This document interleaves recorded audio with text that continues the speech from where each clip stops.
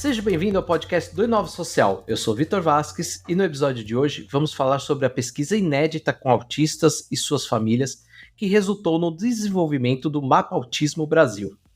Para isso, eu conto com a presença de Ana Carolina Stenkoff, presidente e fundadora do Instituto Stenkoff.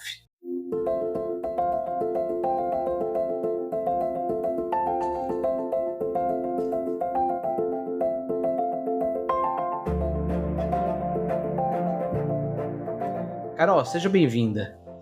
Obrigada, Vitor. Obrigada pelo convite de estar aqui com vocês para falar sobre o Mapa Autismo Brasil. Carol, como você mesmo me permitiu antes da nossa gravação, eu vou te chamar de Carol aqui durante toda a nossa conversa. Perfeito. Tá? Mas eu gosto de sempre conhecer um pouquinho mais dos convidados que estão passando aqui pelo podcast do Inova Social. E hoje não vai ser diferente. Então hoje eu quero saber quem é a Ana Carolina, quem que é a Carol. Qual que foi a trajetória que te trouxe até aqui? Bom, a trajetória até aqui foi longa, mas começou quando eu comecei a estudar violino.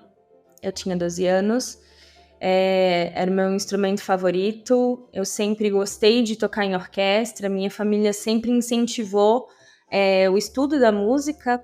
Minha mãe colocou a gente para estudar na Escola de Música de Brasília, que é uma escola pública daqui de Brasília, o conservatório. E lá eu estudei até entrar na faculdade. Na hora de decidir qual graduação eu ia fazer, se eu ia fazer bacharelado em violino ou outra coisa, eu pensei que eu queria usar a música de uma outra maneira. Assim, eu não me via a médio e longo prazo dando aula e tocando pro resto da minha vida em orquestra. Eu acho lindo, maravilhoso quem faz isso, mas sabe aquela coisinha lá dentro que fala, talvez não é por aí. Então, eu me inscrevi no vestibular de musicoterapia na UFG, em Goiânia. Então, eu passei, fui para lá e comecei a estudar musicoterapia. Obviamente, me apaixonei demais e decidi que eu ia trabalhar com reabilitação neurológica, com pacientes com AVC, com Alzheimer. Aqui em Brasília, a gente tem um centro de referência em reabilitação neurológica, chamado Hospital Sara Kubitschek. E aí eu pensei, bom, vou terminar a graduação, vou trabalhar no Sara. Olha que coisa linda. Perfeito. Não foi assim que aconteceu. Meu primeiro paciente foi o Lucas, ele tinha 7 anos na época. Eu não tinha atendido autistas durante a faculdade. Então eu falei, vai ser um bom desafio. A mãe dele disse que ele gosta de música. Aprendi a galinha pintadinha, Bita e todos os animais. Cheguei na hora da sessão com tudo pronto e nada deu certo. Não consegui terminar de cantar a primeira música porque ele chorou muito e eu sem entender o que estava acontecendo. Eu falei, gente, o que está acontecendo? Ele gosta de música. A mãe dele disse que ele gosta de música. Tem alguma coisa que não está dando certo. Foi aí que eu comecei a estudar mais sobre o autismo. Eu tive uma matéria na faculdade, mas não me aprofundei, porque na época eu pensei, não é isso que eu quero pra minha vida. Mas a vida falou, olha, é isso daqui que você vai fazer sim. E aí eu me aprofundei, comecei a estudar e percebi que antes de qualquer técnica, antes de qualquer formação, especialização, a gente precisa criar um vínculo, encontrar com a outra pessoa, né? Dentro do consultório, fora do consultório, mas principalmente na hora de atender uma pessoa autista, esse encontro de dois, esse olho no olho, ele precisa acontecer antes da gente colocar qualquer técnica ou cantar a música da Galinha Pintadinha. E aí eu comecei a me apaixonar porque atender pessoas autistas é um desafio diário. Se você quer rotina, não é atendendo pessoas com autistas que você vai conseguir. Então, isso foi uma coisa que me chamou muito. Comecei a estudar, comecei a trabalhar, foi desenvolvendo, meus pacientes foram desenvolvendo. Muitos deles chegavam para mim sem linguagem verbal nenhuma, sem conversar, falar frases, palavras. E a partir da terapia com música, a musicoterapia, a gente conseguiu desenvolver habilidades verbais, comunicativas, sociais. E conversando com alguns pais, eles falaram, meu filho não brinca no parquinho, não tem amigos, não tem um ciclo de amizade, não faz atividades em conjunto. Mas, gente, eles gostam muito da música. Uma das maiores dificuldades da pessoa autista é a socialização. Vamos juntar tudo. Vamos fazer uma sinfonia diferente, que é um programa de desenvolvimento para pessoas autistas por meio da música e são atendimentos em grupo. Muitas pessoas não têm acesso à musicoterapia, porque em muitos lugares ela não faz parte da saúde pública. Então, aqui em Brasília não era diferente. Muitas pessoas queriam ser atendidas, mas não tinham acesso. Encontrei uma maneira de oferecer o acesso para essas famílias. Então, em 2015, eu criei a metodologia da sinfonia, que na época, né, atendemos 22 famílias e chegou no final 20 famílias junto comigo. E fizemos a primeira apresentação de um musical estrelado por pessoas autistas. Foi um momento muito marcante em 2015. E a partir daí foi só sinfonia, entendendo cada vez mais, especializando cada vez mais, até que chegou um ponto onde a sinfonia estava em vários lugares. Somos certificados como tecnologia social, ganhamos o prêmio de tecnologia social da Fundação do Banco do Brasil. E chegamos no ponto de, tipo, o que mais podemos fazer? Para onde mais? Os nossos apoiadores, patrocinadores estão perguntando, tá, você está atendendo 50 famílias de pessoas autistas. O que isso significa no Distrito Federal? São quantas pessoas? Todas as pessoas autistas precisam de musicoterapia ou elas precisam de outras coisas? A partir desses questionamentos, eu comecei a entender e pensar que não dá para a gente dar um passo a mais sem a gente ter dados. Não dá para a gente querer colocar a sinfonia no Brasil inteiro sem ter dados. A gente tem dados clínicos, avaliações clínicas, mas nem sempre eles trazem o resultado e a resposta que aquele meu parceiro, que aquele patrocinador precisa naquele momento. E quando a gente fala de tecnologia social, a gente também fala de mensurar, né, todo o nosso passo a passo. Mas a gente vai comparar com o quê? A gente sabe que 57% das crianças de 3 a 10 anos que entraram na sinfonia aumentaram o seu repertório verbal 10 vezes mais. Mas o que isso significa para o nosso parceiro? Como que a gente pode dar um passo a mais? E aí, estudando, eu fiz uma formação de inovação social, empreendedorismo social, e dentro dessa formação eu fui muito provocada, muito provocada, a pensar de uma maneira diferente. E aí, por meses, a parede do meu quarto tinha lá: qual é a causa e qual é o efeito da inexistência de dados sobre autismo no Brasil? Ficou lá, ó, meses, escrevendo, pensando, ficando muito chateada e muito brava muitas vezes, porque eu não conseguia pensar exatamente no o que aquilo dali poderia se transformar. E aí, com o passar do tempo, foi se desenvolvendo e chegamos no projeto teórico do Mapa Autismo Brasil. Ter o projeto teórico do Mapa Autismo Brasil é muito legal, mas trazer ele para a prática, nossa, foi um super desafio.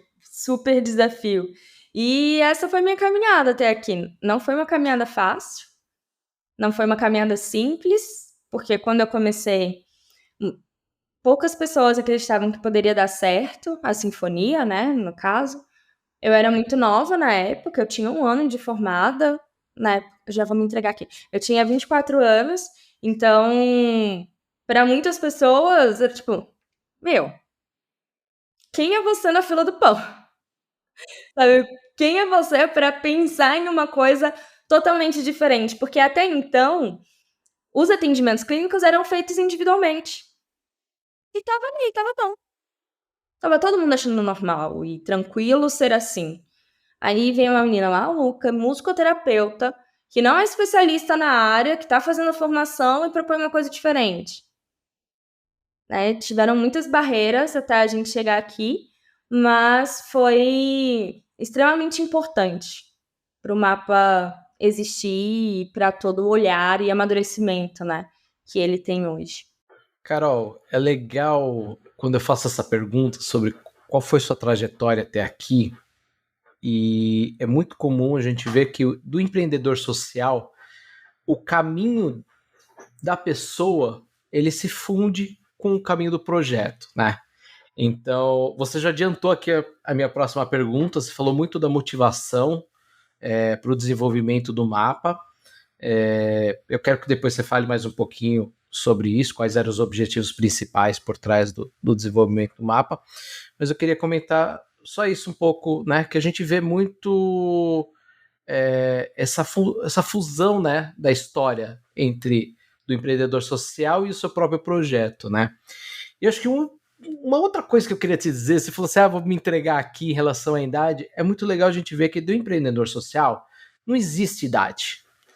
Não importa a idade que você tem, porque muitas vezes você está dentro de um problema que às vezes você viveu a vida inteira ali, ou então você conhece muito daquele problema, muito mais do que academia, muito mais do que um trabalho.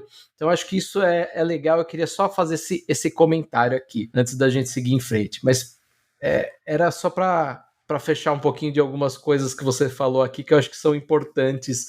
Quando a gente está falando de empreendedorismo social, acho que ainda existem alguns mitos. Eu espero em breve fazer um podcast sobre isso, mas eu queria comentar aqui, porque eu vejo, a gente está se vendo por vídeo aqui, então a gente vê um pouco dessa alegria nos olhos quando você fala do projeto. Sim, eu sou muito apaixonada, assim, pelo projeto. E essa é uma coisa em relação à idade. Esse final de semana aconteceu isso. Várias pessoas vieram falar: nossa, é uma equipe jovem. Como que jovens conseguem fazer isso? Gente, tá aí o problema, a gente tem que resolver. A gente esperou muitos anos para outras pessoas que na época eram jovens trazerem a solução. Até quando a gente vai ficar... E isso foi uma coisa que ficou muito na minha cabeça. Até quando eu vou esperar alguém trazer números? Porque eu sou musicoterapeuta, gente. Eu sou de humanos. Carol, para a gente dar continuidade aqui, eu queria que você falasse um pouquinho sobre os objetivos principais e como que foi essa metodologia para garantir coleta de dados abrangentes, com uma representatividade da população autista no Brasil. Como que foi todo esse processo, né, estruturado para vocês saírem desses objetivos até chegar à pesquisa? Bom, o objetivo do Mapa Autismo no Brasil principal é traçar um perfil sociodemográfico sobre as pessoas autistas e os seus cuidadores. Sem isso, a gente não consegue trazer soluções. E nós não temos dados atualizados sobre o autismo no Brasil. O que nós temos são referências internacionais. São referências americanas, principalmente, que têm dados atualizados. Eles investem muito em pesquisas longitudinais, né? Onde a gente consegue acompanhar o desenvolvimento e o perfil de um grupo. Então, os nossos objetivos são traçar esse perfil sociodemográfico, trazer cada vez mais informações atualizadas e difundir e ajudar no desenvolvimento de estratégias, no desenvolvimento de políticas públicas, no desenvolvimento de projetos para atender às reais necessidades das pessoas autistas e das suas famílias. Que é uma coisa que eu falo muito, não adianta nós sabermos quantas pessoas autistas nós temos no Brasil, se a gente não consegue saber quem é essa pessoa. Não adianta você me falar que tem 1 milhão de pessoas autistas. Qual é a necessidade daquela pessoa autista no interior de Minas? Ou qual é a necessidade dessa pessoa autista aqui em Brasília? Né? Então, isso é uma coisa que sempre ficou muito. Quantas pessoas autistas são é muito importante. Mas saber o perfil dela é você dar um passo em direção à solução dos problemas reais daquela pessoa. Que o que a gente vê muito hoje em soluções para pessoas autistas são soluções específicas para um grupo. São políticas públicas específicas para uma questão. A gente pode mais, né? E o mapa, a nossa ideia também é que ele sirva de base para o desenvolvimento de novas pesquisas. Não existe só o Mapa Autismo Brasil na vida. Eu espero que tenhamos outras pesquisas sobre isso nesse sentido, que sirva de embasamento teórico e científico para outras coisas que podem surgir. E eu sempre falo, eu busquei muito esse embasamento e não achei muitas coisas. Então, as pessoas que estão vindo agora têm a oportunidade de ter mais embasamento e, com isso, trazer mais questionamentos, mais funções, mais projetos e assim por diante.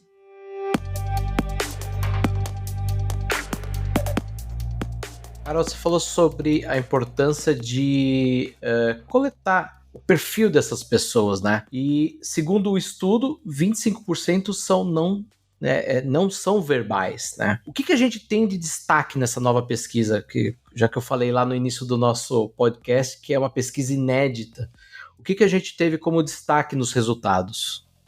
Então, as coletas de dados, uma coisa que eu esqueci de falar, elas foram feitas online. Então, a pessoa recebia o questionário, eram 2 questionários, um específico para a própria pessoa autista acima de 18 anos e que tinha condições de responder, e outro para o familiar, que não tinha condição que a criança ou o adolescente ou adulto não tinha condição de responder.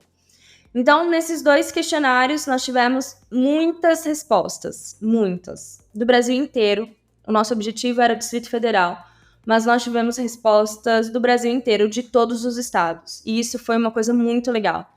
Mostrou a força da rede, da comunidade das pessoas autistas. Mas os dados que mais chamaram a nossa atenção, o primeiro deles foi a média da idade do diagnóstico. O autismo ele é um transtorno do neurodesenvolvimento. Então, nós trabalhamos muito com a neuroplasticidade, com o cérebro em desenvolvimento, para aquela pessoa desenvolver as suas habilidades. Então, quanto mais cedo tiver o diagnóstico, quanto mais cedo começarem as intervenções, mais possibilidades essa pessoa vai ter de se desenvolver. Não adianta a gente ter o diagnóstico com 9 anos, que com 9 anos aquela pessoa não vai ter tantas possibilidades como se fosse com 1 ano, 2 anos.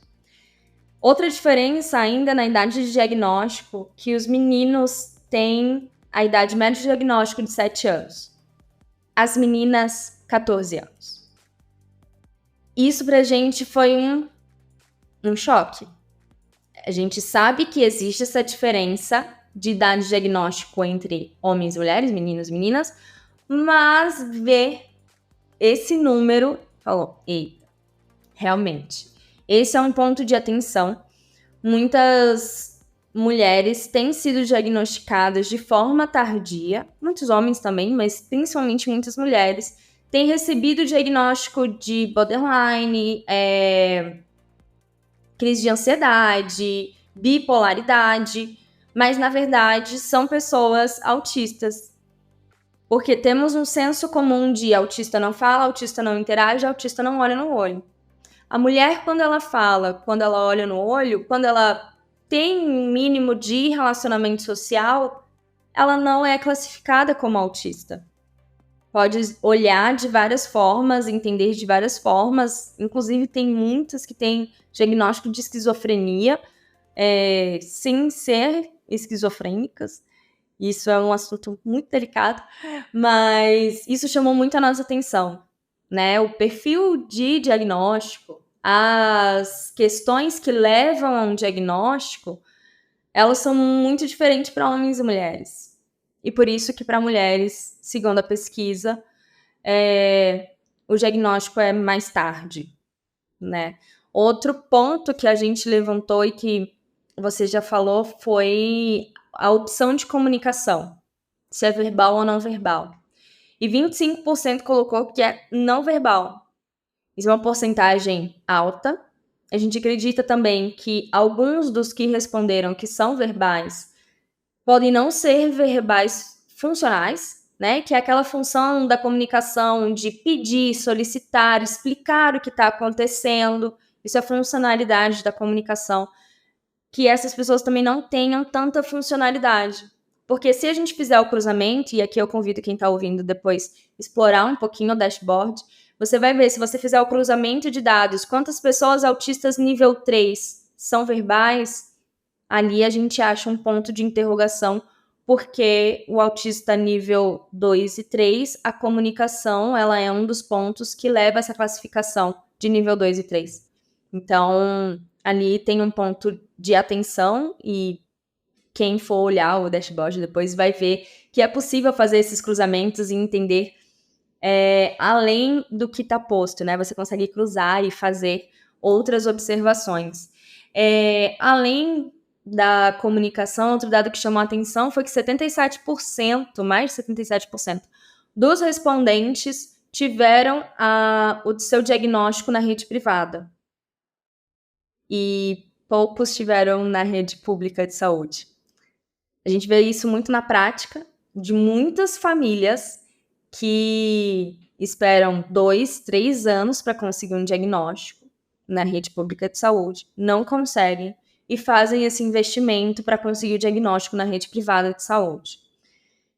Falando sobre investimento, grande parte dos respondentes investem entre R$1.000 e R$3.000 por mês no tratamento do seu filho, seja com consultas, remédios, terapias.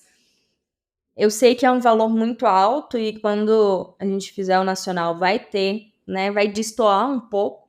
Brasília tem uma característica muito particular da maioria das pessoas, né, trabalhar no setor público, serem concursados. E aqui no mapa a gente entendeu que realmente o perfil do nosso respondente são a maioria mulheres, cuidadoras, muitas delas concursadas no serviço público e muitas delas também autistas, e por isso que a maior parte dos respondentes investem entre R$1.000 e R$3.000.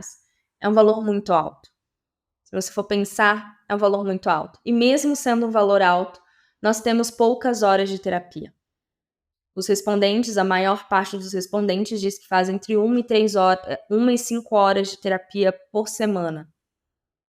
É uma carga de terapia muito baixa. Se a gente quer fazer uma intervenção e entende que o perfil da pessoa autista precisa de intervenção constante, tem alguma coisa falhando. Mesmo o investimento alto não significa que teremos altas horas de terapia, uma carga horária de terapia mais alta. Poucas horas de terapia significa o quê? Um baixo desenvolvimento. Um desenvolvimento, assim, que não vai dar possibilidades para essa pessoa ser autônoma. Ou ter autonomia e ser independente. Que é uma coisa que a gente trabalha muito, e agora falando na parte clínica, que tudo que nós fazemos dentro do consultório precisa resultar em uma ação de autonomia e independência da porta para fora. Não adianta eu ter 1, 2, 3 horas de terapia se isso não vai ter continuidade e se isso não vai da porta para fora. E que é o que acontece muito.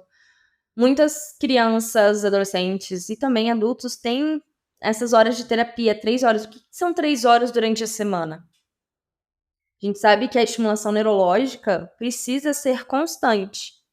E aí fala, não, mas a mãe faz em casa. Essa mãe, muitas vezes, precisa dar conta de casa e do trabalho do filho. Muitas vezes essa mãe está sobrecarregada e isso é um dos pontos que a gente vai fazer na pesquisa nacional. Vamos inserir isso sobre a saúde mental do cuidador.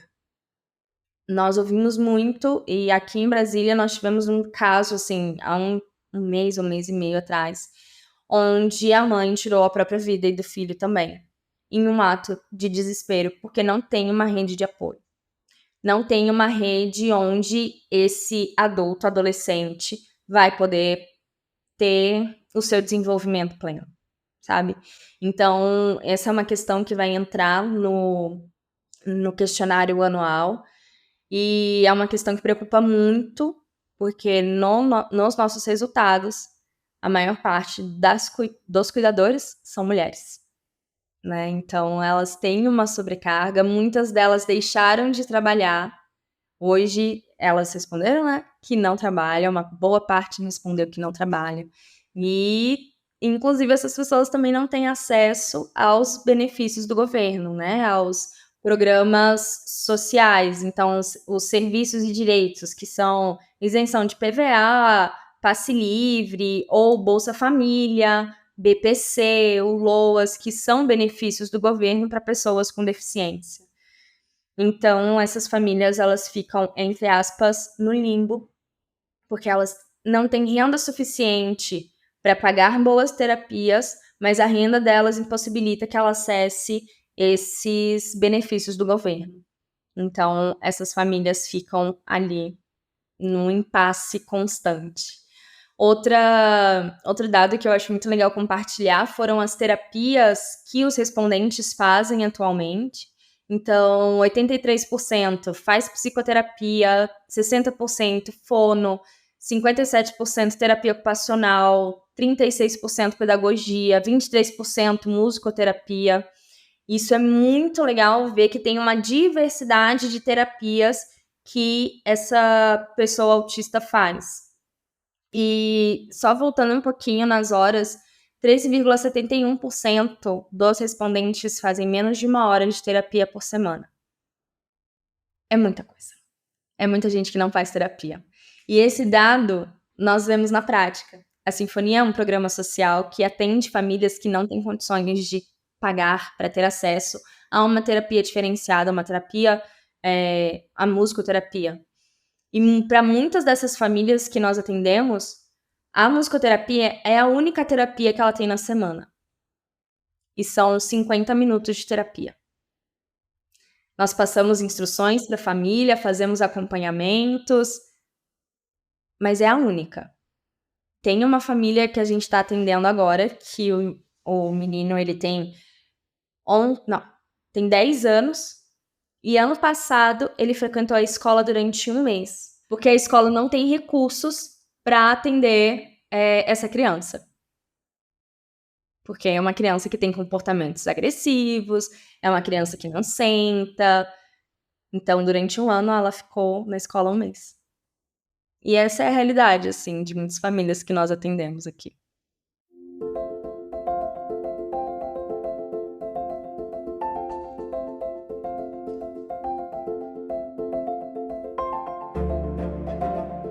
Carol, eu queria falar um pouquinho sobre mitos em torno do TEA, né? A gente tem até alguns preconceitos em relação a isso, mas você falou um ponto importante, que é essa relação de custo, né?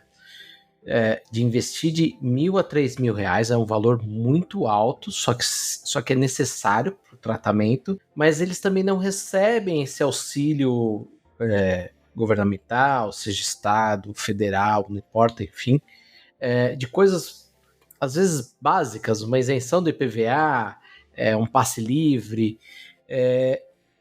E eu posso estar errado aqui, eu queria escutar a tua opinião, mas isso gira em torno um pouco desse mito do TEA, né, do transtorno do espectro autista, que o autista ele é só aquele que tem comunicação não verbal, né? A gente teve aqui recentemente o episódio 101, que a gente falou sobre esse autismo não só tardio, mas também esse mito em torno do autismo. No caso, a gente falou sobre o autismo depois dos 30, porque ainda existe essa barreira para o diagnóstico, né? E eu queria escutar de você como que vocês veem isso. Apareceu mais algum dado coletado? Porque quando você me falou a respeito dos dados das meninas, é surpreendente, porque a gente está falando de quase o dobro, né? Os meninos 7 anos, as meninas 14, né? Então, só aí já tem uma perda ali de 7 anos que a gente poderia estar tratando, né? Então, o que você vê desse cenário todo? Então, o autismo, ele vem passando por algumas atualizações, né? E cada vez que as pesquisas estudam e aprofundam mais, entendem que o autismo, ele é um espectro. Ele não é só o autismo clássico, aquela coisa que a gente vê no filme ou na TV, que é aquela criança que não fala, se balança e se morde. Quando eu falo que trabalho com autistas, muitas pessoas falam, meu Deus, coitada. Porque as pessoas ainda têm essa ideia de que o autista é só aquele que não fala, que não interage, não. Mas, na verdade, existe um espectro muito grande. Tem o autista nível 1, nível 2, nível 3... E essa classificação, ela é transitória. Ela não é, pronto, você é autista nível 3 e você nunca vai falar, você nunca vai interagir. nunca vai estar em um ambiente social. Não é assim que funciona. Isso é um mito. Quanto mais terapias essa pessoa tem, quanto mais acesso ao desenvolvimento essa pessoa tem, mais ela pode transitar nesse espectro, né? O autista nível 1 é um autista funcional. E um outro dado que nós levantamos foi sobre as comorbidades, ou seja, o que além do autismo, quais são as outras características? E nós temos uma grande porcentagem de altas habilidades, e que isso não se fala muito, né? Existem pessoas autistas com altas habilidades funcionais, que estão trabalhando, que formam família, e nem por isso elas deixam de ser autistas. Negócio que nós precisamos mudar e trazer cada vez mais um conceito real, né? De que o autismo, ele é um espectro. Ele não é uma caixinha fechada onde você vai ficar ali, pronto, agora é isso, você não fala, você nunca vai falar. Nós temos muitos exemplos no Instagram, tem uma menina que chama Carol, depois eu vou lembrar o Instagram dela para indicar para vocês. Ela é autista nível 2, ela é verbal, mas quando ela vai dar palestras, ela usa o tablet para se comunicar. A comunicação, e aí a gente tem um vício, né, na nossa sociedade, de que a comunicação é só uma comunicação verbal. Mas existem outros tipos de comunicação que não precisa ser essa. Nós falamos de comunicação alternativa aumentativa de baixo suporte, que pode ser cartinhas, ou de alta tecnologia, que são esses aplicativos de tablet que você vai lá, escreve e ele fala por você. Isso acontece muito, muito. Nós temos muitos exemplos de autistas com alto funcionamento que não são verbais, mas que eles falam e que eles se comunicam de uma forma clara. Então, eu acho que a gente precisa de mais conscientização, mais capacitação da sociedade, e esse é um ponto que para a gente ficou muito claro quando levantamos quais foram os sinais que conduziram à investigação de autismo. E muitos sinais são os sinais que mais aparecem na TV, que tem esse senso comum, né? Baixa comunicação, não olha, não tem interação social, mas poucos colocaram lá sensibilidade sensorial, que é quando a criança põe a mão no ouvido ou sente a percepção sensorial dela é diferente, ou dificuldade na alimentação. Eu não sei se você ou se vocês que estão ouvindo já ouviram a frase: nossa, é frescura esse menino não comer banana. Nossa, olha que frescura. Se fosse meu filho, não faria isso, não. E isso é um senso comum que a gente tem e que atrapalha olhar para esse não gostar de banana como uma dificuldade alimentar. E que pode conduzir ou abrir o olhar para uma dificuldade que essa criança está tendo. Nós temos muitos mitos sobre a infância, de que esse menino é muito mimado, deu muito colo para ele. Até alguns anos atrás tinha-se o conceito de mãe geladeira, que era por causa da mãe que não passou afeto, que a criança era autista. Então nós temos assim muitos mitos e que eu acredito que só vão ser quebrados com uma boa comunicação e trazer para as pessoas informações corretas, informações atualizadas. Esse mito da mãe geladeira é um mito clássico, assim. As pessoas acreditavam mesmo que a criança era autista porque a mãe não passava afeto. Não tem como uma mãe não passar afeto. Não tem como, seja ele, e aí tem as classificações de bom ou ruim, mas enfim, a criança está inteiramente ligada com a mãe. E aí, esse mito levou muitas mães a doenças mentais. E, tipo, a culpa é minha. Eu errei. E hoje nós sabemos que o autismo, mais de 80% dos casos, são genéticos. Então não tem essa coisa da culpa. A culpa é minha, a culpa é do meu marido, a culpa. E isso leva a um adoecimento das famílias muito antes de se ter o diagnóstico. E aí, como que essa família adoentada vai cuidar dessa criança? Como vai oferecer para ela um bom desenvolvimento, boas oportunidades, entender que existe um mundo de possibilidades para ela?